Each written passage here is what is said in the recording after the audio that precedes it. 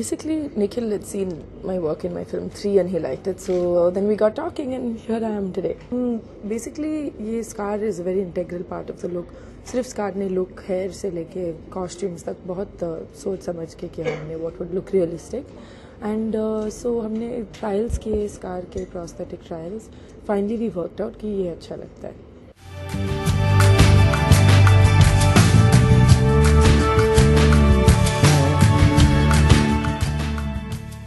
See, ये मैं prostitute का कैरेक्टर निभा रही हूँ. उसमें सेंसुअलिटी एक की एलिमेंट है. तो ये तो घर में बैठ के नहीं जी बैठ रह सकते. That's not the character. तो ऐसे हमने टिटिलेशन या अननेसेसरीली स्कैंडलस रीजंस के लिए नहीं किया है. कैरेक्टर ऐसा है. वैसे भी अगर आप गलत तरीके से करें तो ऑडियंस को भी लगता है, एक्टर को भी लगता है और वो कन्विक्शन चला जाता है. तो it's very much integral to the character. और as an actor I feel कि हमें हर इमोशंस एक्सप्रेस करने का मौका मिलता है. And sensuality is a part of the human emotion. So it's very important. I think the whole film ऐसा था बिकॉज ये था, इसने इतना कुछ देखा है जिंदगी में. ऑलमोस्ट वो रिएक्ट नहीं करती, इतनी टफ है. ऑलमोस्ट रोबोट के जैसे जी रही है वो. इमोशंस नहीं है उसके. वो इमोशंस दिखाना नहीं चाहते, खुद महसूस नहीं करना चाहती. तो वो बैलेंस एक था, how to feel it. But दिल में वो स्टिल एक यंग लड़की है जिसका लाइफ उसे छीना गया है. तो it was a nice balance. तो पूरा मेरे लिए काफी चैलेंजिंग रहा कि रोना धोना, इंटेंसिटी, चिल्लम चिल्ली ऐसे कुछ नहीं था. सब कैरेक्टर में बहुत ठहराव है. तो that was very challenging for me.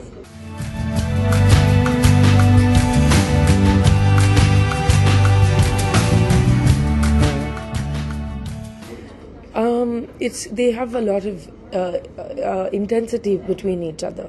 वो ज़्यादा बोलते नहीं एक दूसरे को, but they connect because they are both kind of lonely souls, ऐसे कह सकते हैं, जो अकेला झगड़ रहे जिंदगी से, जो एक अकेलापन उनके अंदर है. तो दोनों ये लोनली सोल्स को अब देखते तो there's a sadness but there's so much love.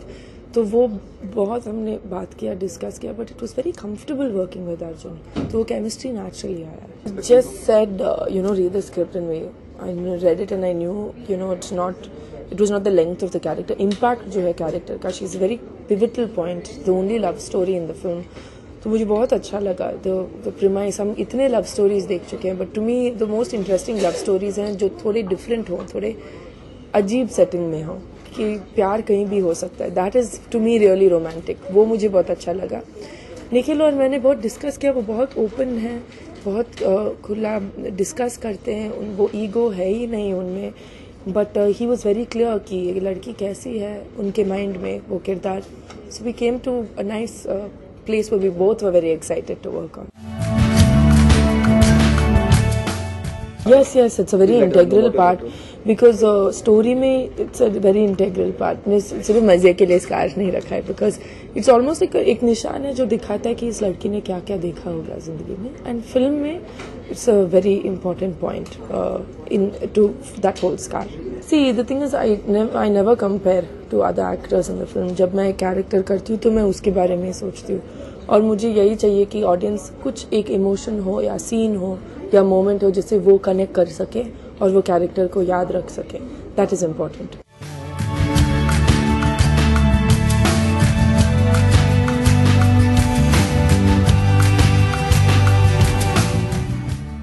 I think it's a film that every Indian will connect to. सच्ची हर इंडियन को लगेगा कि भाई ये, हाँ, that feeling will be there. Please come and watch D-Day. It's a wonderful film and we've all worked very hard on it and I hope कि आप लोगों को मजा आएगा और आप ये पिक्चर को याद रखेंगे.